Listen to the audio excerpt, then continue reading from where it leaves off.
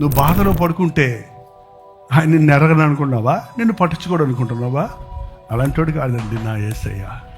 అలాంటోడు కాదు. ప్రాణం ఇచ్చిన ప్రభు, తల్లి కంటే ఎక్కువ ప్రేమించిన ప్రభు. నువ్వు ఏడుస్తుంటే ఏడ్చేవాడు ఆయన. నువ్వు బాధపడుతుంటే బాధపడేవాడు ఆయన. నిన్ను అందరూ ఎగతాళి చేస్తుంటే అందరిలాగా ఎగతాళి చేసేవాడు కాదు. అందరూ వదిలిపెట్టేసేవాడు కాదు. అలాంటోడు కాకపోతే యేసయ్య అసలు ఆయన కోసం బతకలేము. మనం అసలు బతకలేము. మనుషులు నమ్ముకుంటే లోకంలో బతకలేం. పరిస్థితులు నమ్ముకుంటే బతకలేం. లోకాన్ని నమ్ముకుంటే బతకలేం. ఇంతమంది చేసే మనకుండగా ఎప్పుడు ఆయన్ని విడిచిపెట్టకండి. బాధలో కూడా ఆయనే మనకి సమస్తం, అన్నిటిలో ఆయనే సమస్తం.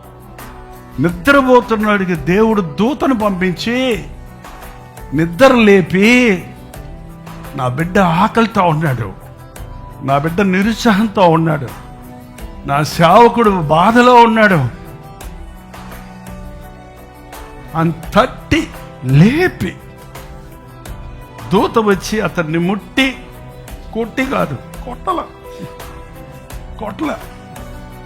అతన్ని ముట్టి మెల్లగా లేపి ముట్టి నీవు లేచి భోజనం చేయమని చెప్పాను.